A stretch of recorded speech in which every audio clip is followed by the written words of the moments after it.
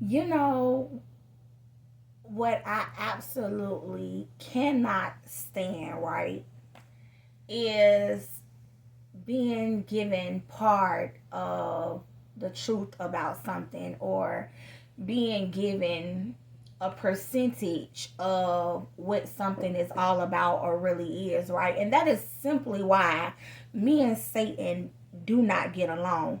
Satan will always give you a piece of a situation or give you partial truth, but will never give you 100% accuracy of what the truth is, okay? So let that be a lesson learned for some people, or whatever, that say that, you don't believe in God and etc.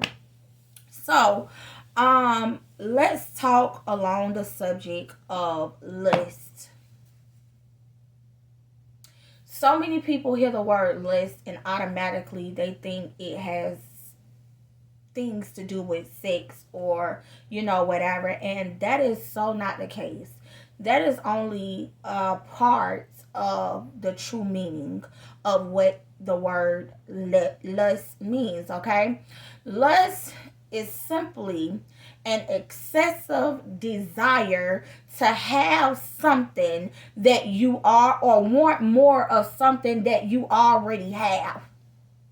If you sat lust down on a family tree, right, lust would be pretty much like the cousin to greed, which falls along the lines of being, there is something being psychologically wrong. There's something being mentally wrong, because it makes no sense. It's not logical for a person to be overly and excessively wanting to have something more of something that they already have enough of as it is, and so when you think about lust, that is exactly what it is. It is literally like a mental issue when it comes down to you feeling the need to have more than what you already have. That's not good.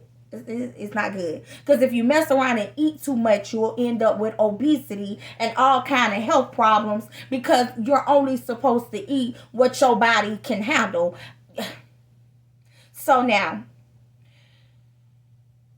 in Bible, let me give you Bible, okay? In the Bible, when you go to First John chapter 2, okay, verses 16, it talks about three types of lust in the world, okay? You have lust that is dealing with flesh.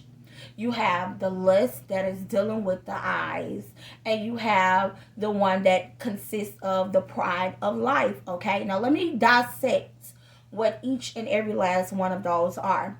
Lust of the flesh is any type of act or any type of behavior that you're doing. Now go back now, excessive is having more than what we already done gave the definition of lust. The lust of flesh is any type of act of behavior, or that goes literally against God's principles and God's teaching. Okay, any type of behavior and act. Now here's where adultery comes from. Here is sex, where sex comes into play at, because if you were already given a mate, right, and that one particular mate is according to God's principle, is enough for you.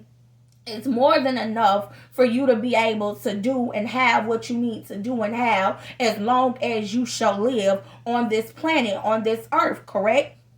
So your adultery, meaning you're going outside of the covenant that you made with God, when it came down to God giving you that one individual that is needed to be able to fulfill whatever purposes in your life as far as your mate go. Okay. Then of course you have fornication. Sex was designed to be fruitful and to multiply. And so if you ain't out here literally working towards the goal of multiplying multiplying, and you out here having sex with people you ain't ever trying to multiply with, and you usually multiply with your mate, with your husband, with your wife or whatever. And so if you not doing that, I'm really not understanding what a fornication, what you fornicating for. You got no business fornicating. So that's taking sex in the wrong content, which is what lust of the flesh is. Then you have idolatry and etc. Okay, putting things before God. You can idolize anything. Anything that you put before God is a form of idolization and idolizing. Okay, so those are a few examples of what lust of the flesh is. Okay, then you have lust of the eyes. You gotta be careful what you see. That's why God said, for we walk by faith and not by sight, because you'll get out here, right, and you will mess around and you will have an excessive desire to want what you see, and that creates the form of lust via your eyes. You out here lusting over money. You out here lusting over materialistic things. You out here lusting over things that you're idolizing. God say, no, you gotta be content with what I give you, because at the end of the day, I will supply all of your needs. Okay, according to your faith, I will supply every last bit of it. So when you out here looking at what the next person got, not even knowing their story, not even knowing what they done been through, how much hell they done been through or whatever, and you idolizing that, you don't, and you lusting about what they got, that is a form of lust, and you can't have that. Okay, I need you to get up out of that mindset, baby, because it's lust, and I'm trying to help you win. And then you have the last one, which is the pride of life. It's okay to be confident, but when you get too confident, you become big-headed, and that's a problem. That's the same thing that happened with Satan.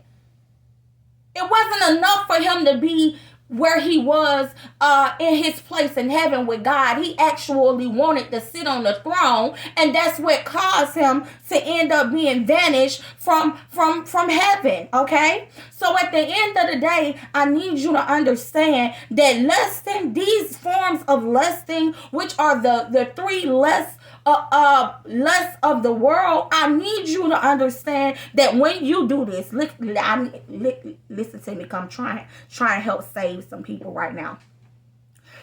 Your lust will get you killed. I'm gonna say that again, because I don't think y'all getting where I'm coming from.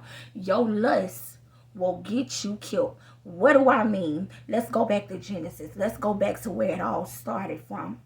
Eve had all three forms of worldly lust in that garden. She really did. She had the audacity to put a person, to put a voice above God's voice in the form of a serpent. Okay?